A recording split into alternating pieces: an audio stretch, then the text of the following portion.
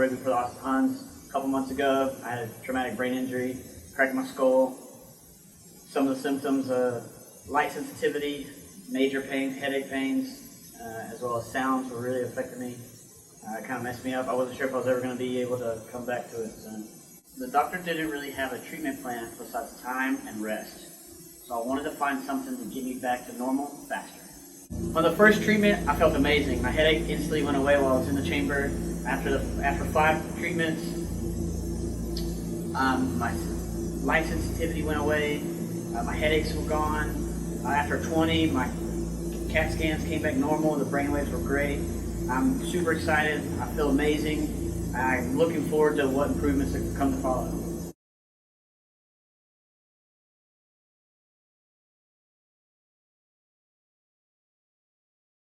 Well, good morning. Thank you for being here today. My name is Dr. Cullen Gibbs. I'm a neuropsychologist at Tier Memorial Hermann Hospital in Houston, where we specialize in rehabilitation. And so what we're going to be talking about today is we're going to be talking about general strategies for managing behavior problems in children and adolescents. And so we're going to start with some basic kinds of principles and then kind of go into sort of a broader range or a broader approach of addressing behavior problems. And hopefully I'll be able to answer any questions you have or that kind of thing as well. So here's some of the things we're going to talk about today, just sort of objectives to understand some basic behavioral principles, be able to understand and apply a couple of these strategies, understand the importance of context and focusing on antecedents of problem behavior, and understanding and applying 2 to 3 antecedent-focused strategies. Here's a little bit about me. I won't dwell on that too long. All right, so why do children misbehave, right? Well, there's probably a variety of reasons, but one thing that we know for sure is that behavior is functional, right? So they're getting something from the behavior. It's predictable. If we kind of understand what they're getting, we can probably predict it. And then finally, it's changeable, all right? If we understand those other things, then maybe we can do something to modify or change that behavior that's causing the problems. One thing that we know about brain injury for sure is that it's very common to have behavioral personality changes after someone experiences a traumatic brain injury. And we think about the prefrontal cortex of our brain, it's right behind the forehead, above the eyes. It's responsible for higher level behavior, cognitive functions, and it is vulnerable to injury, right? It sort of sits right there behind our forehead. It sits on top of sort of at the base of the skull, sort of a rigid kind of bony outcroppings there. And so all kinds of injury can occur. And we understand that, depending on where the brain injury occurs, sometimes it may be in more than one area, but we're going to have some different types of behavioral outcomes related to that. And that's so some of those are discussed here. But certainly impulsivity, reduced initiation, it's just difficulty getting started on something, it's kind of sitting and maybe not doing anything. Inefficient learning from consequences, all right? So that's an important one. So sometimes a brain injury may impact a child's response to typical kind of consequences, and so the typical kind of strategies that we may use might not be as effective. Then we can kind of think about, what are some of the other things going on in the child's life that might be contributing to this? So, maybe they're having difficulties in school, learning problems, right? Social difficulties, their behavior is a little bit different. And, negotiating interactions with other kids their age is more problematic. Communication problems, just difficulty kind of understanding or communicating with others. Family problems and support. Everybody knows that a traumatic brain injury causes a lot of stress in families. Can cause a lot of problems from just sort of coping and financial and you name it. It can be a lot of issues there. Emotional problems. So emotional difficulties after brain injury are also very common, be it depression, anxiety, those kinds of things. If the child had any pre-existing difficulties, so if they had, for instance, ADHD, well, that ADHD is probably going to be magnified, right? It's going to be kind of like ADHD plus in that kind of situation. And then, maybe they're not having appropriate supports in school, right? So school becomes a really complicated kind of issue when we think about how are we going to help kids be successful. All kids are going to go back to school eventually, all right? And so if school, and they're going to spend a lot of time there. And so if things aren't going well in school, then, it can definitely contribute to behavior problems. So when we think about behavioral treatments, we're thinking about a few different things. So one is kind of environmental control. That requires a lot of consistent adult guidance and support. Has behavioral expectations and limit setting, and then increased structure and routine. So that's kind of what environmental control means. Then we have a contingency management strategy. So basically what we're talking about here is using reward systems to improve motivation, and then using behavioral methods to address what we refer to as the ABCs. So the antecedents, the behaviors, and the consequences, right? So the antecedent is what happens before the behavior. The behavior is what's the problematic kind of, emotional or behavioral issue that the child is demonstrating, and then what are the consequences of that? And if you notice, what I have here is sort of like A, B, C. Each one of these is important, but what we're talking about here focuses more on the consequences. It focuses on all of them, but really kind of we're emphasizing that at the moment.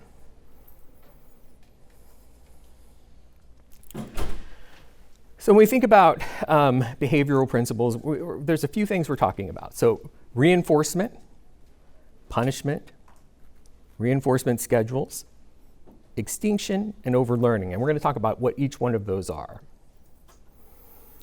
So reinforcement is anything that increases the likelihood of a future behavior. All right. So if we're going to reinforce, that means we're increasing, a potential behavior. Positive reinforcement increases a desired future behavior by adding a stimulus. So, a simple example would be, if a child does a behavior, then they get, a prize or something like that, right? That's you're adding a stimulus that increases the likelihood of that behavior. Negative reinforcement increases desired future behavior by removing a stimulus, all right? So that's a little tricky. A lot of times people think that negative reinforcement is more related to like punishment or that kind of thing, but it's not. So I have a couple little comics that hopefully will kind of elucidate that a little bit better. Then we also have punishment. So as opposed to reinforcement, which increases the likelihood of a behavior, punishment decreases the likelihood of behavior. So positive punishment decreases a future behavior by adding an aversive stimulus. Negative punishment decreases a future behavior by removing a stimulus. And then finally, we have differential reinforcement. So this applies to both positive and negative reinforcement to promote a desired behavior. It uses a contrast effect to increase reinforcement value. Giving some examples here, giving specific positive attention, praise for desired behaviors, positive reinforcement, withdrawing attention or actively ignoring unwanted behaviors, negative reinforcement. So here's a good example of positive reinforcement. They give you a lot of treats while they're training you, so play dumb for as long as you can. Right? And so basically, he's figured out the reinforcement game, and so passing that advice on to the young pup there. And then negative reinforcement. So for every day that your math grade stays below a B, your father will post a video of himself on YouTube. All right, so what you're going to do there is you're going to remove the negative stimulus of the dad posting embarrassing videos on YouTube, and then you're going to increase the desired behavior of better grades. All right. So whenever we think about reinforcement, we also think about reinforcement schedules. All right, and the way that we reinforce becomes important. So continuous reinforcement is just, every time the desired behavior is being demonstrated, we're going to reinforce it in some way, shape, or form. Then there's intermittent reinforcement schedules where fixed interval, so you're going to give it, like every fifth behavior, you're going to give a reinforcement. Fixed ratio is that, fixed interval would be time. So, every 5 minutes you're going to reinforce. Fixed ratio is, every, fifth trial or something like that, you're going to reinforce. And what we know for sure is that variable ratio, so there's going to be, not being able to predict when you're going to get the reinforcement is kind of the most powerful. That's really kind of what gambling is, sort of the variable reinforcement in that regard. But what we tend to think about is when we're initially hoping to, change a behavior, we're going to reinforce it continuously, right? We want to continue to reinforce that behavior until it seems to be that it's being demonstrated consistently, and then we can kind of back off, right? And then change to maybe more of an intermittent reinforcement schedule, and then back off more, and hopefully not have to reinforce for that behavior any longer. So we think about this in the home. The best way to promote learning and mastery of new behavior is to use the continuous reinforcement schedule. Maintenance of a learned, mastered behavior is to apply intermittent reinforcement. And once a behavior is mastered, reinforcement is faded. And continuous reinforcement then shifts to a new behavior, right? So it's usually, and there may be one problem, but oftentimes there's maybe multiple issues that are going on. So you focus on the one that's most problematic first, and then you work on that one, and then you go to another one and just kind of work your way through. So we want to talk about reinforcement to promote overlearning. And so what we're talking about here is emphasizing high frequency behavior demands, so something that we're going to do frequently, employing modeling and multiple rehearsals, so demonstrating what that looks like, kind of practicing it, provide continuous reinforcement for the target behavior, provide intermittent reinforcement of already mastered behaviors, utilize tangible reinforcers with token rewards or prizes to increase patient motivation. So sometimes, those tangible reinforcers are necessary to motivate, because what's a child's motivation, right? They may not have a motivation to demonstrate the behavior that you want. If it's not pleasing you, and that's not what's important to them, then we have to think of something else that is reinforcing, right? And so that might have to be something that's tangible. So foundations for promoting behavioral change. I love this quote here. A failure to understand how a child's typical behavior reflects his disability can result in misperceptions, such as viewing the child as non-compliant, willfully stubborn, or unmotivated, rather than confused, involved in repetitive routines, or focusing on less relevant aspects of the situation. And so, basically what that's saying is that, we need to think about the behaviors we're seeing. How are they related, to the brain injury? And there may be a very logical or good reason that those behaviors are occurring. And that's a much different way of looking at it, as just sort of being, unmotivated or willfully stubborn or that kind of thing. So, let's say that there is a task that is being worked on, something that maybe like homework, for instance. It could be any type of task. But so before the task, we want to think about problem prevention, all right? So you can have rules, discuss the rules, behavioral goals, like what are we going to try to do? We're going to try to work for X amount of minutes, and rewards and that kind of thing, all right? So we're going to do that before the task. Structuring the task, so establishing a consistent startup and closing routine, right? So it kind of time limits or sort of just sets parameters on the task, because sometimes it may just seem really open-ended and overwhelming, and they're going to disengage because of that. Attention orienting techniques and effective commands, and we'll talk about each one of those here. So attention orienting is basically a lot of times, a child with or a teenager with brain injury, they're going to have attention problems, right? And focusing can be difficult. So you can provide some sort of physical prompt, like clapping hands, dimming the lights, that kind of thing, to kind of just reorient their attention to you.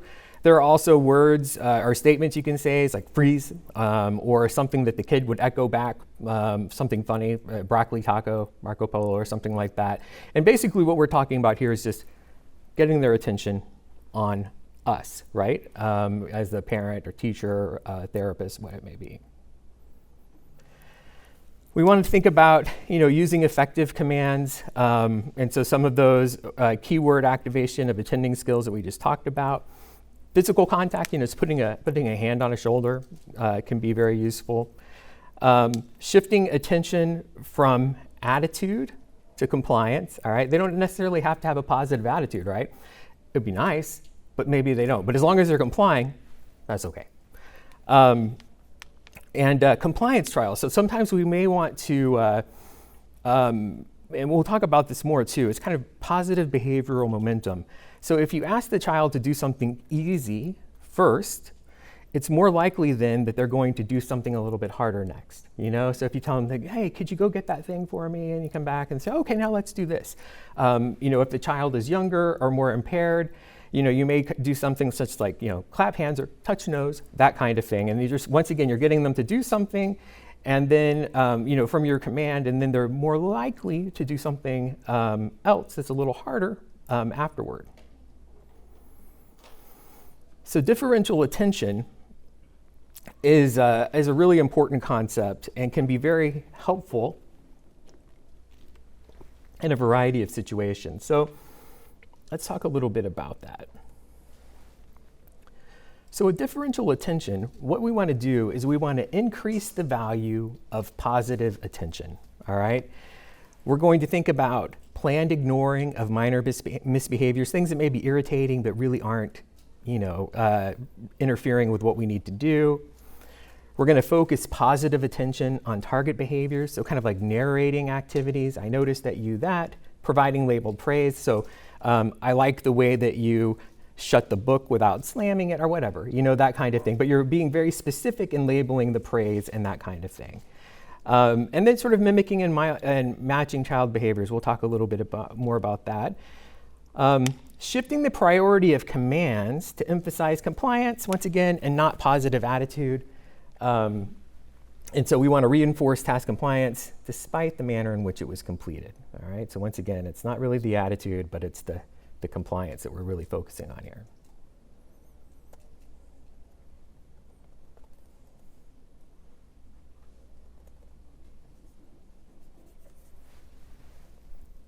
Oops, sorry about that. My computer froze.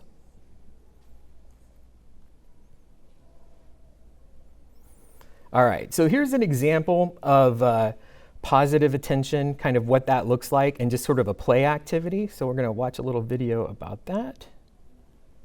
Oops, maybe.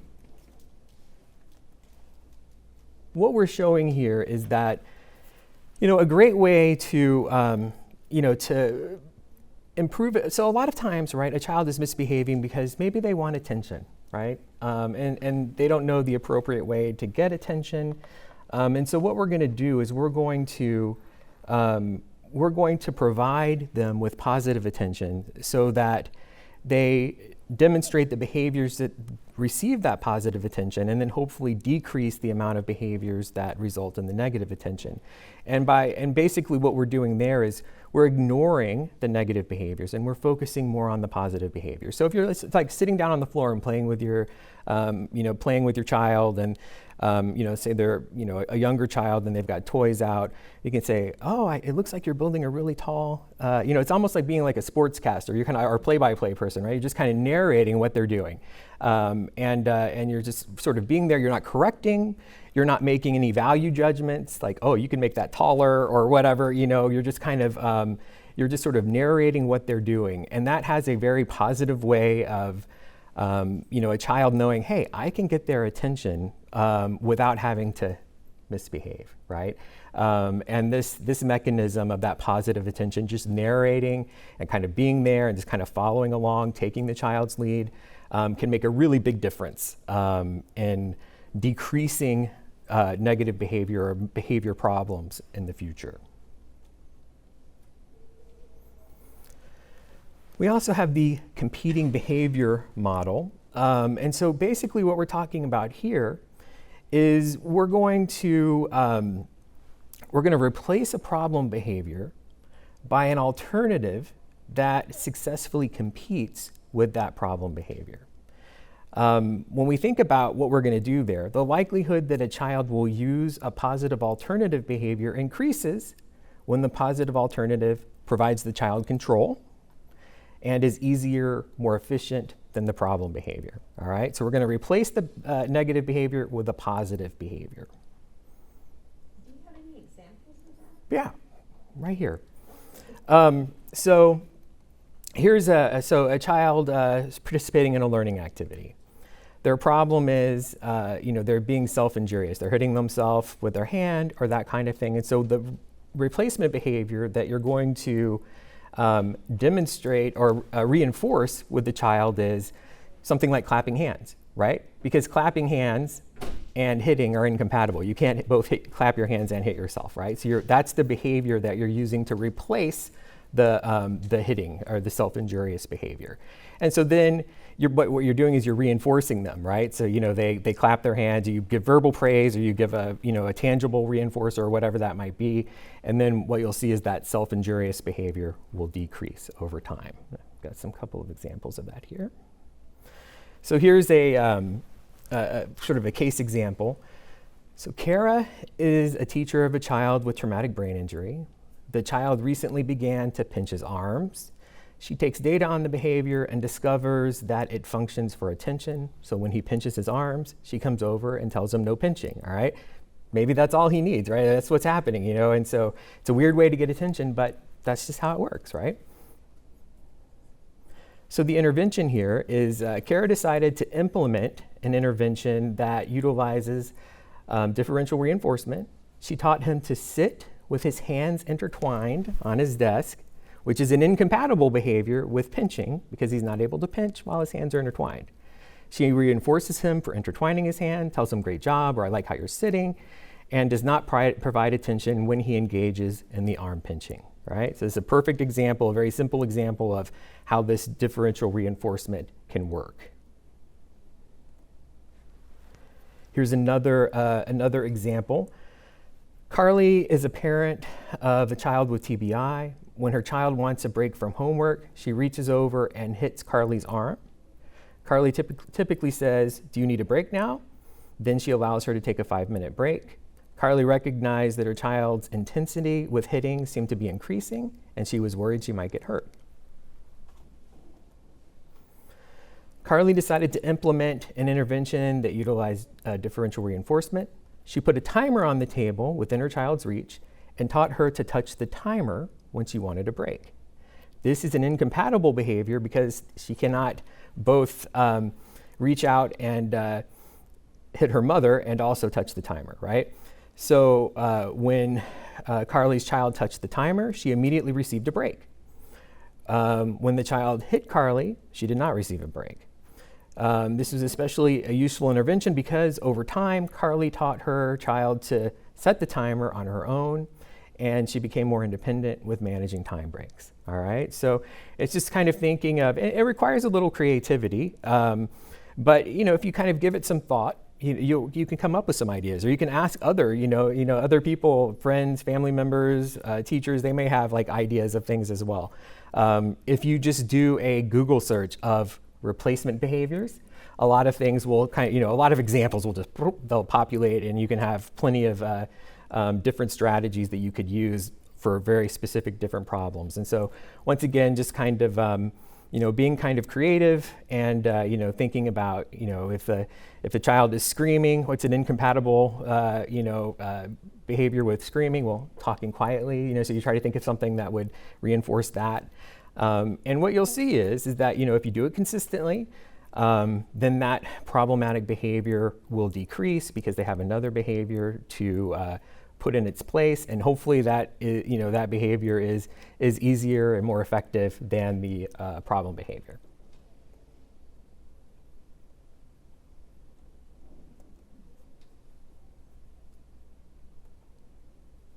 So in this scenario, so basically, there's the the child or adolescent sitting down, and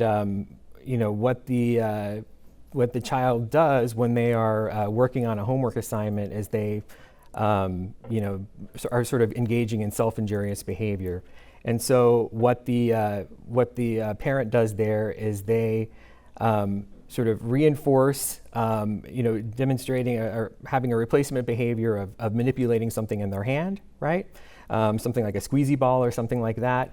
And whenever the child will kind of, go back to kind of put the little squeezy ball right back in their hand or redirect them to that, and just kind of continually reinforcing that behavior so that the self-injurious behavior eventually decreases.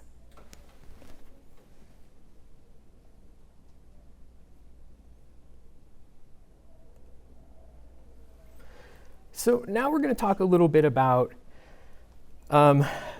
promoting behavioral change focused more on context. And so you'll notice that when we did the earlier sort of model, consequences were the bigger area that we're focusing on. Here, what we're focusing on more is the antecedents, or what happens before the problem behavior, or what's going on in the context or the environment, where the child is. And this is particularly helpful for adolescents, older children, or children who are, maybe having less severe kind of behavior problems. And there's a variety of reasons why we might utilize this method more so than the sort of traditional model, which is really kind of reinforcing the, focusing on the consequences and the reinforcement. So all of the things that we just talked about are all very valid, helpful, and necessary, all right? So I'm not saying that those things aren't useful. We need all of those things, right? They're tried and true behavioral methodology for supporting child behavior. However, when and how strategies are applied should be carefully considered. So we need to be mindful of the context, right, in which the child or adolescent operates. And so, for instance, adolescents might reject a token economy system, right? So you're getting them sticker charts or something like that because that seems infantilizing, overly restrictive. The rewards seem arbitrary, unrelated to the task, meaningless, and that kind of thing. So sometimes they're going to be like, "No, that's ridiculous. I'm not a preschooler," and that's just not going to. It's not going to go over very well. Behavioral interventions for older children and adolescents should avoid power struggles. All right, so that's an important one. Focus on antecedent conditions or things that are happening before. Provide positive support without creating learned helplessness, right? So we want to support them, but also help them to be independent, right? Not dependent on us. Cultivate an environment that produces positive setting events. We'll talk a lot about that. And develop improved problem solving and greater independence. So setting events. Basically, these are the things that provide both the internal, so what's going on inside the child's mind, and external context, how people interact and which influence behavior. So we think about internal and external states. So we think about internal states, so we have a physical, cognitive, emotional, meaning. Positive setting events for each one of these would be sort of physical, rest, relaxation, they've eaten, they're hydrated. Oriented to task for cognitive states, they know what they're doing, they have a familiar routine, and they can be supported with recall and recognition. Emotional, they've experienced some accomplishment, some success. Meaning, tasks are meaningful and accomplishable. So not something that it seems meaningless or just kind of maybe once again kind of infantilizing, but something that's very meaningful to them. Some negative setting events, so things when our efforts are going to be unsuccessful. If physically the child is feeling pain, they're hungry, fatigued. Cognitive, they're confused, they're frustrated, they're having difficulty with recall and recognition.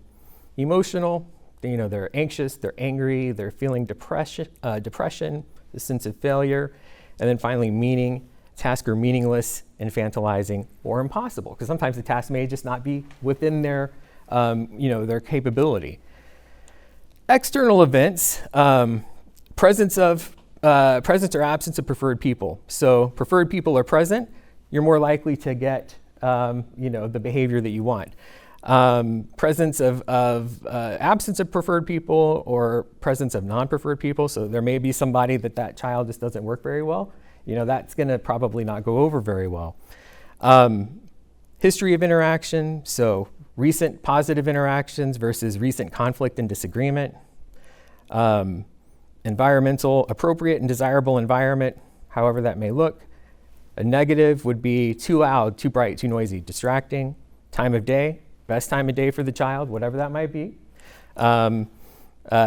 Negative would be a bad time of the day. All right, so what we're going to hopefully focus on here is, being sure that these internal and external setting events are taken into account, and trying to hopefully make sure that there are more positive setting events going on in the child's daily activities than these negative setting events.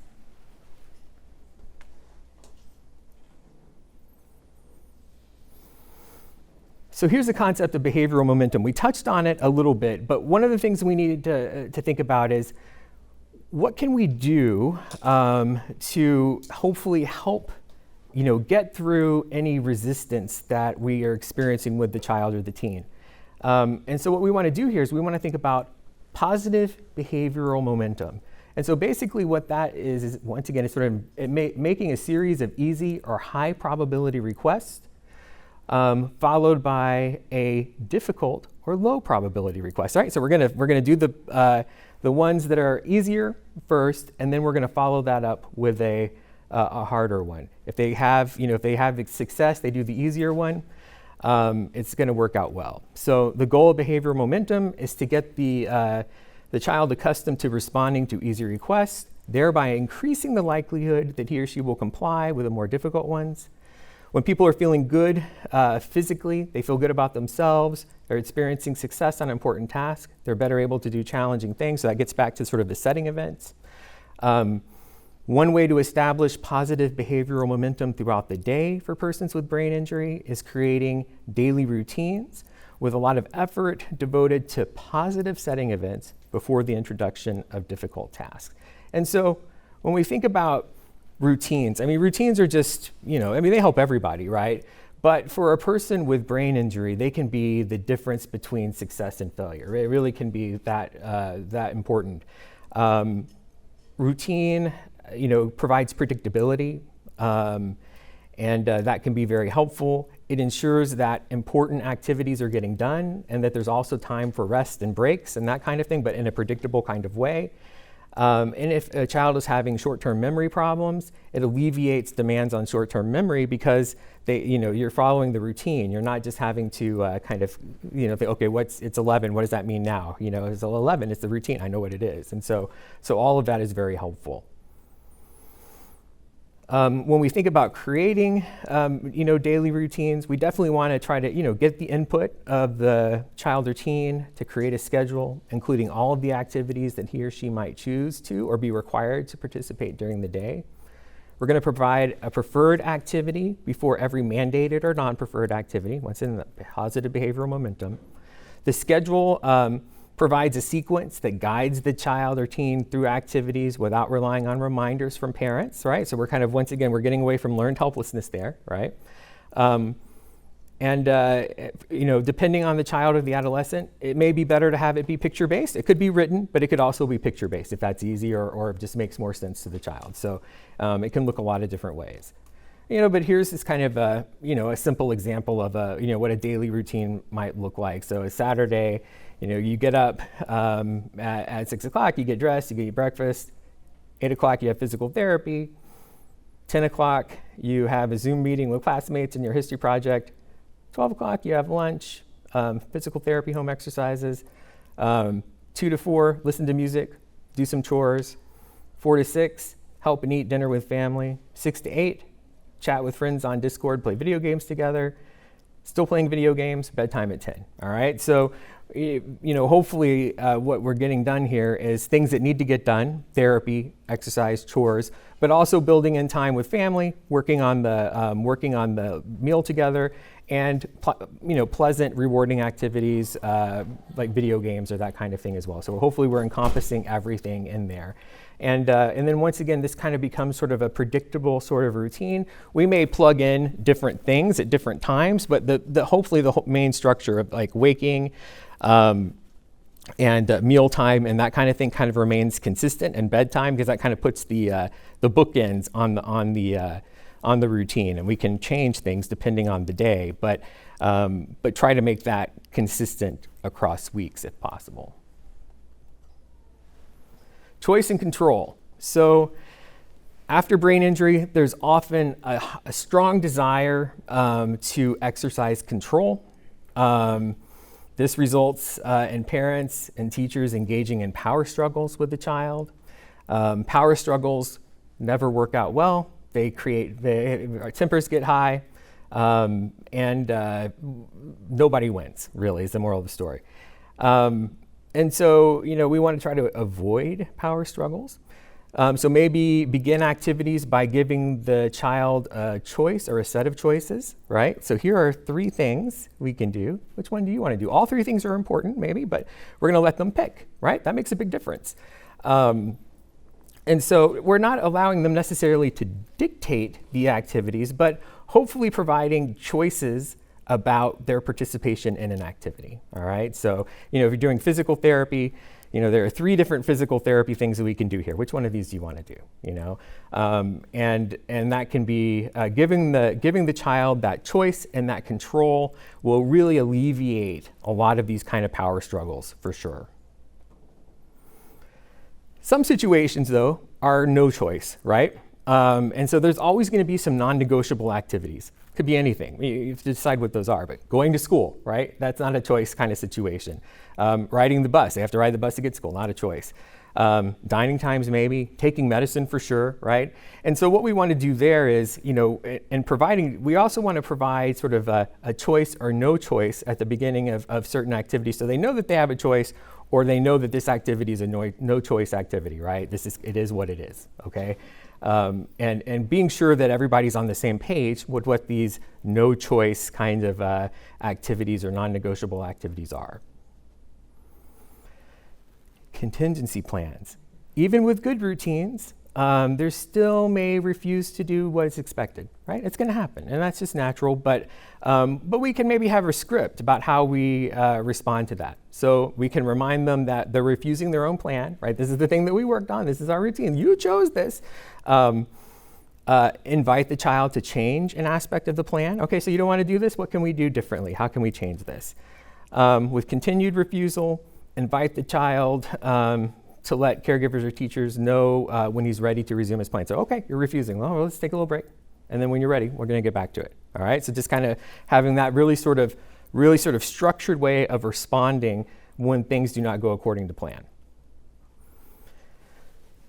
We also want to be aware of, this kind of gets back to the setting events, overload. Children with adolescents with brain injury may become easily overloaded during daily activities. They just it's just too much, right? They're more likely to kind of hit a threshold where they're going to, be very upset, display emotion, that kind of thing. And so what are some of these triggers? Well, it might be attempting to manage larger quantities of material or new information, things that they don't have a lot of experience with. That's sort of related to the task. It could be the setting. Maybe settings with large numbers of people, high social demands, requirement to adjust to a change or that kind of thing. Whenever overloaded, the child or adolescent is more likely to misbehave. And so, we want to be mindful of these things so what can we do to prevent the overload from occurring in the first place? One thing we always want to do is we always want to provide a lifeline, right? And so escape communication is really important for this. So misbehavior in response to overload is often a reflection of the need to escape, right? They're overwhelmed. They need to get out of the situation. Escape communication creates a positive alternative to misbehavior by teaching the child a simple word or phrase to communicate the need to escape. So examples of this might include break, time out, I'm done, I'm finished. After providing the escape communication, you allow the child or adolescent to stop the activity and leave the area. And you do this kind of as a last resort, right? But if allowing this sort of escape communication is going to prevent, a big emotional outburst or that kind of thing is going to take the rest of the day to kind of get over or reorient, this kind of escape communication is very helpful. And it can prevent problems from becoming worse in that regard. So it's good to have these kind of sort of routines for communication. Speaking of routines, one way we can prevent behavioral problems is by teaching problem-solving routines. And so a lot of behavioral issues may become because they're, once again, we think about this overload, they're very frustrated. So we'll talk a little bit about what this looks like. So here's the problem. Maddie's a 12-year-old girl with a brain injury. She keeps a messy room. Maddie's parents ask her to clean her room and check in with her after 15 minutes. They find her sitting in her room, looking at her phone, having made no headway on her room. Her parents are frustrated, which Maddie reacts to with a disproportionate emotional response, whatever that looks like, all right? So the assumption is, at first glance, it may seem that Maddie is non-compliant, stubborn, unmotivated, or maybe just lazy, right? But reality is, because of her brain injury, she has difficulty with initiation or getting started, maybe not resisting the task, but just has, a difficult time getting it over. Also, there are often problems with planning and organization related to brain injury, and so the demands of cleaning the room are maybe overwhelming, right? It's just, once again, that overload. So a strategy here is we want to understand the underlying reasons for not keeping the room clean, and then develop a problem-solving routine to help with that task. And so problem-solving routines are super helpful. This is an example of a really useful one, but very basic. It's goal, plan, do, review. You'll notice that at each stage, we're teaching the child to ask themselves a question. So goal, what am I trying to accomplish? Trying to clean my room. And you kind of follow through this until you get to the end. So we can look at an example of how this would work in this situation. So what do I want to accomplish? Cleaning my room in 15 minutes. How am I going to accomplish my goal? Well, we need to think about materials and steps. So what materials do I need for cleaning my room? Maybe a trash bag to throw away trash. I don't know if you have teenagers, mine, it's gross what's in there sometimes. So, let's get rid of all that. A box or a basket for things that do not belong in your room. So maybe you took something in there that's not supposed to be there, like the television remote or something like that. Let's put that and make sure that it gets back to where it needs to go. Steps. So we kind of break down the complexity of this task into individual steps. Put dirty clothing in a hamper, put trash in the trash can, make the bed, refold or rehang clean clothes, pick up all the toys, identify items that do not belong in the room, and place them in a basket or a box. And so basically what we're doing there is we're breaking down the complexity of cleaning a room into individual kind of steps. Now, we may have to help the child with developing those steps, right? Or maybe they can do that on their own, but you just kind of work through it with them. But the important thing is that we have those written down and listed or have pictures representing that. And so they have what they need to do the task, they know what the steps are, then we do it. Once again, even with a great plan, problems happen. You're not sure where something goes. Is the problem, solution? You can ask mom or dad, right? There's a variety of different things like that. Here's the important part, and the part that's easy to skip. At the end, we want to review, all right? We want to ask ourselves what worked, what didn't work. So what worked? Hey, the room is clean, fantastic. What didn't work? Forgot to check under the bed. Oh, darn it. What will I do differently next time? I'll remember to check under my bed and maybe include this as a separate step in my plan, right? So what we're doing here is you kind of, with repetition, you can see how this kind of type of problem-solving routine could be used with a lot of different kind of activities. But hopefully what we're doing is, we may have to structure and scaffold this for the child or adolescent at the beginning, but over time with repetition, hopefully they can start to do this more successfully on their own, right? And they're developing a template or a recipe in their head for how to approach these more kind of demanding kind of tasks. And we're avoiding learned helplessness and, sorry about that, and then hopefully, helping them be more independent moving forward. So here at the end, I just want to tell you guys a little bit about a study that we have. It's called Teen Online Problem Solving. Basically, it's an online program that a teen, so 12 to 19, can do with a parent or caregiver. And it's a very sort of interactive, sort of online program. There are 10 different sessions that focus on areas that are commonly frustrating or difficult for persons with teenagers with brain injury. So problem-solving skills, self-control skills, communication, self-care. And it's super easy to participate in. Like I said, it's online. You can do it at a time of your convenience. And it's free as well. There's a research component that really involves just sort of completing a few questionnaires before they start the program and after. That helps us understand a little bit better about how it works. We know that this is there's been a lot of research on this intervention. We know that it's successful and that it can be very helpful. So anyway, if you're interested in that, you could stop by our table there in wherever people are eating lunch. It's a little bit more information about it. So we have IRB approval. Once again, 10 sessions, 1 hour sessions, 1 session per week, or you could do more.